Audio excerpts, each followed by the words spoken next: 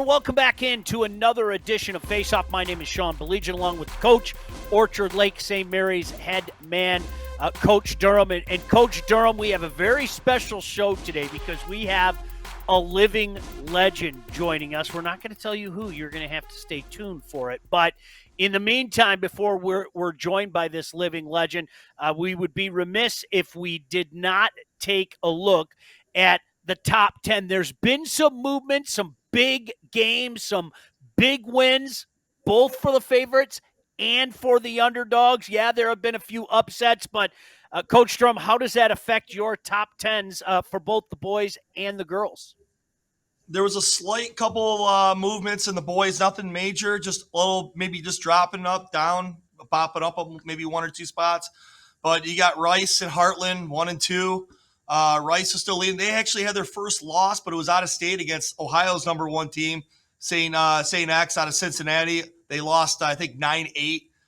You got Heartland, like I said, Forest Hill Central's rolling now. CC's playing well. You got East Grand Rapids, who struggle a little bit, but they pulled out one against Rockford by 1. I think they won 6-5. Really close game. And then you got Forest Hills Eastern, who is really kind of impressing a lot of people. And then you got Ron Herbert's, Lake Orion right there at 9. They're undefeated. And then, 10 was tough because you got Clarkson and Brighton, both good teams. Both are playing pretty well, and I'm going to put those both at 10. For the girls, lots of little changes because, sometimes when teams win state championships, they lose a bunch of players and things happen when they drop out. But Forest Hill Central is the number one. They are just crushing it right now. Forest Hills Northeastern is right behind them. Then you got Country Day. You've got Grand Rapids Catholic Central, who's playing very well for the girls' side. Heartland right now is the leader in the KLAA. And then you got Rockford, who's always has a strong girls program at 6. You got Bloomfield Hills. They've been playing really well. Mercy, like I said, Steve Shemsky's girls, they're playing well as well in the Catholic League. And then you got Cranbrook right behind them. And then tied for 10th, I got Brighton and Marion, both good teams that had a couple losses. They're struggling a little bit, but they'll figure it out, both of them. Coach Durham, it is indeed an honor and a privilege to be joined by the coach today. I'll let you introduce him. I don't feel worthy, so I'm going to let an actual coach introduce him. But honestly, if you follow lacrosse at all, I think everybody knows this gentleman. If you follow Michigan high school lacrosse in the state of Michigan, you know that Ron Herbert is a living legend. One of the characters of the game. Love coaching against him. Love playing against him. He got a great sense of humor. And thanks a lot, Ron, for coming on. We appreciate it. I wish Sean had introduced me, frankly, but I'll take it from you, Dave. Yeah, Coach Herbert, seriously, I think your record speaks for itself. Let's just start there. Just a few short weeks ago, you became the wins leader in high school lacrosse. What does that mean to you? It's like a lifetime achievement award for the Oscar. It doesn't really mean all. It's a longevity thing. I mean, there's guys right behind me that are 15 years younger than me. They're going to pass me as soon as I stop, which is one of the reasons I'm not going to stop. I'll just keep going. I love to describe myself like Chuck Daly as a lifer. And I took 15 years off coaching college. So, that's I coached at Northwood up in Midland. Then I coached my stepson's team at Oakland. And then I coached there for 5 years and broke my arm and did a year coaching youth. So you add all that in, and plus, back when I started coaching, we didn't keep any records. So nobody, we just kind of estimated the early years, back in the early 80s, how many wins we had. I mean, we were getting 16, 17, 18, 19 wins a year at Brother Rice when we started. So I just kind of looked up some I could find, some I estimated. So it's kind of a rough number anyway, but no, it's the attention is nice because, as Greg will tell you, us lacrosse people have been fighting for our lives, for for years.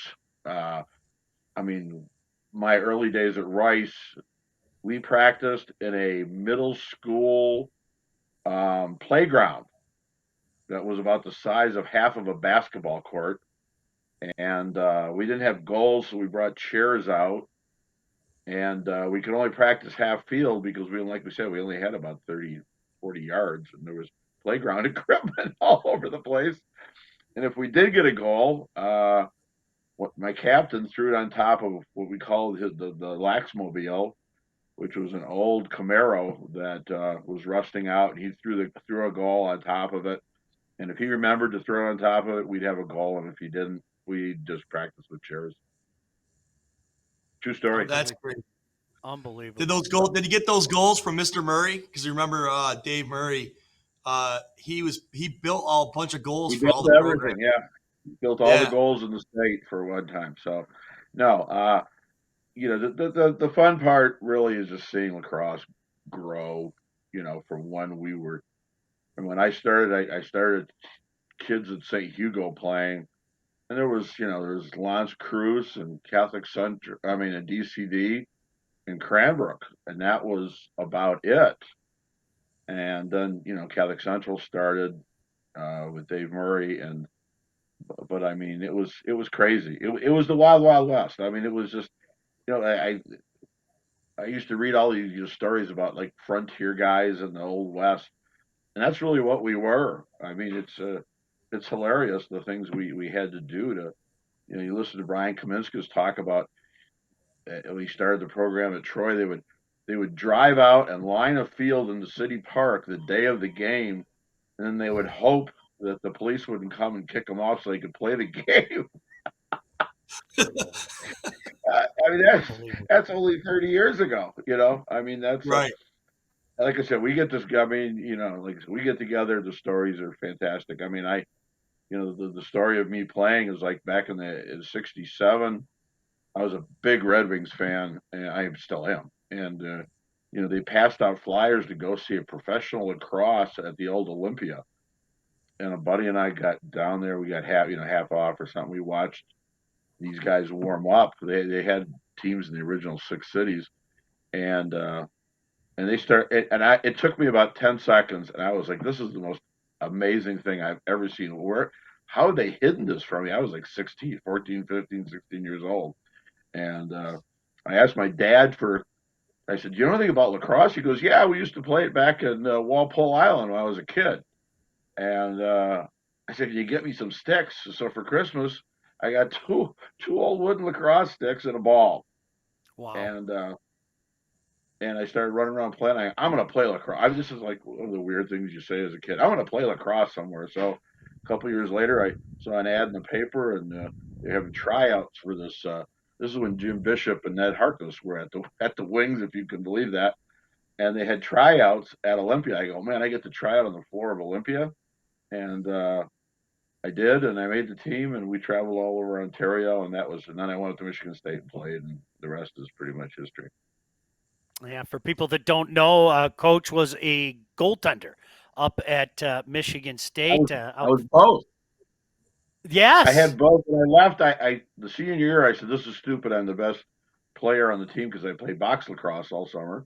And so I played attack my senior year. And so when I left, I had goaltending and attack and goal scoring records.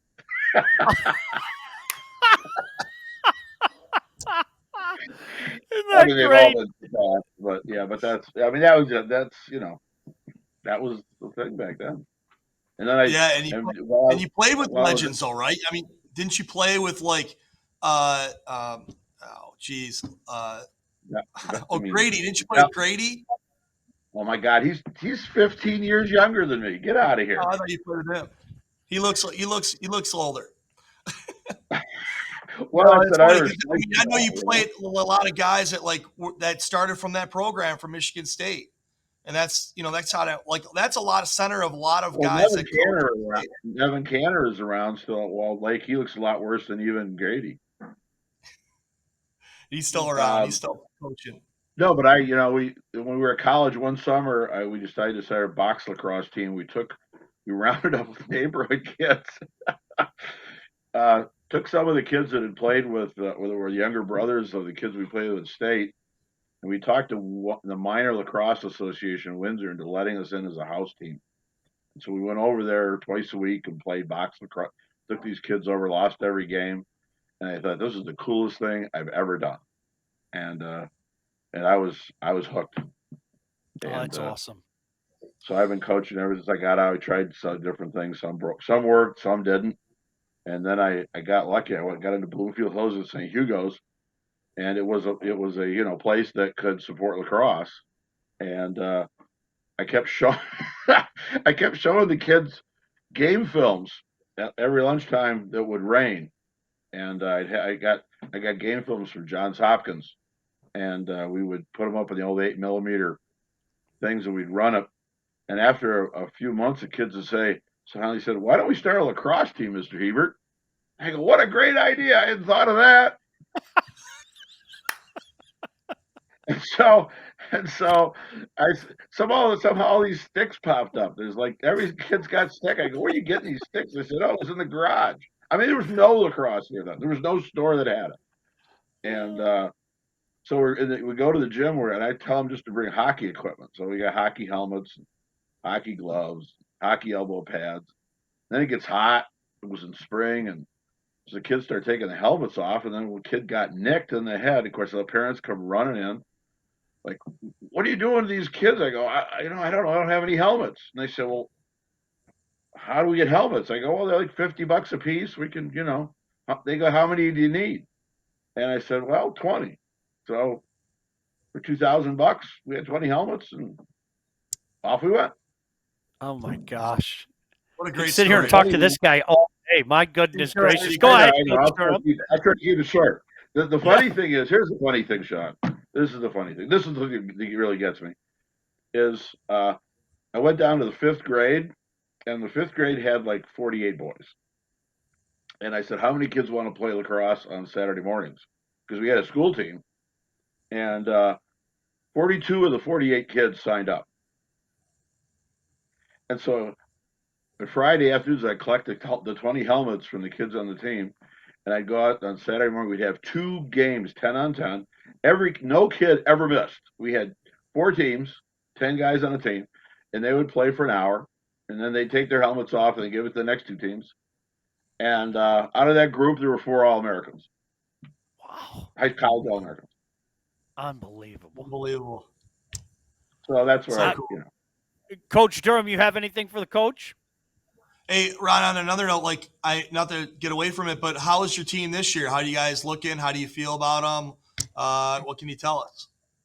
I don't want to leave secrets out, Greg. You know how tightly I hold everything.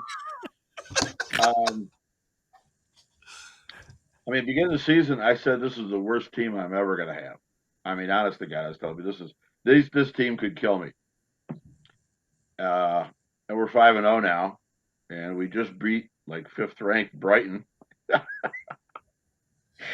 So I don't know. We got a game tonight. We're 3-0 in the OAA, and we play Stony Creek tonight, and we got Clarkston on Monday, and it's always a classic rivalry with Clarkston. And this team is just shocking me. They're really physical. This may be the most physical team since my late brother Rice teams. And wow. They play hard. I mean, these are just Lake Orion kids, I've been working to improve the athleticism because we have a youth program, but we still need other kids. And the word is out in the school, lacrosse is a blast, and playing for me is a blast. And so we're starting to get kids from other sports. And we just have a real bunch of athletes this year. And I don't know how far we can go. I have my own goals, which I've told them, because we regularly bump up against Rice or CC. That's the end of the road. So I'm saying and Rice is fantastic this year. First of all, I'm trying to avoid them. I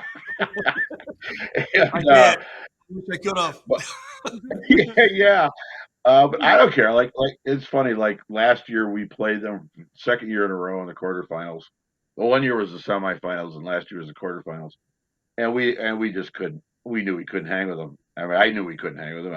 I told you, just go out there and make Brother Rice sorry they ever met you. And we that's the way we played. I mean, they beat us 17-7, 16-7. We scored the last 5 goals of the game. My kids just never gave up. And That's awesome. a kid that had never played lacrosse before was defensive mid. He was a senior. She had 2 goals and an assist in the last 5 minutes of the game. And my kids thought they won. They're like, why are we on running time? We're coming back. Coach, we can sit here and talk to you all day. I'm sorry. No, I know. Awesome. I know you have a game coming up, and because of who you are, we usually try to keep these to 5 minutes. We blew past 5 minutes, and we did I'm so sorry. gleefully. No, are you kidding me? It's a pleasure to talk to you. You are entertaining. You are an ambassador for this game. No doubt about that. I'm so old. I coached against Durham back in 87, 88. Yep, 88. Long time ago. I mean, so anyway, yeah, I'll get off. I mean, I gotta get ready. No, hey, continued success to you. We'd love to chat with you again.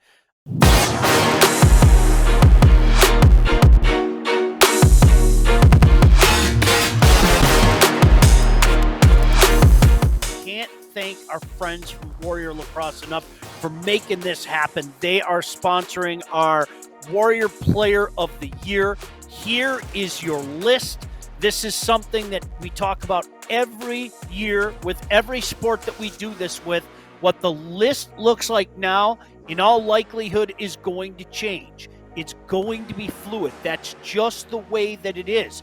Coach Durham, if there's somebody that catches your eye, or perhaps there's a coach that wants to reach out to me or reach out to Coach Durham and say, hey, my guy deserves some consideration, we'd love to hear from them. And we'd love to hear from you as well. Here's a part of the show where we throw our criteria up. This is what we use to find our winner.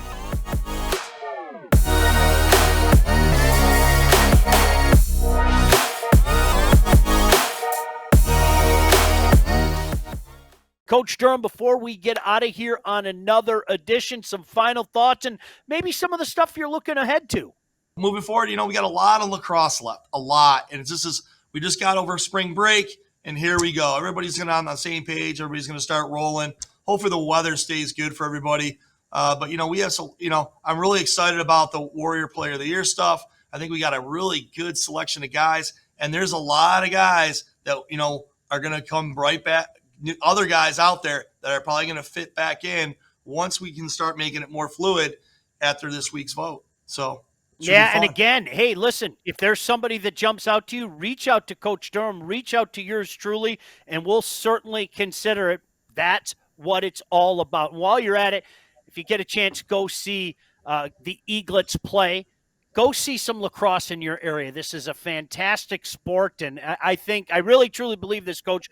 Once you are introduced to this sport, chances are you're going to fall in love with it as well. So that is going to do it for this edition.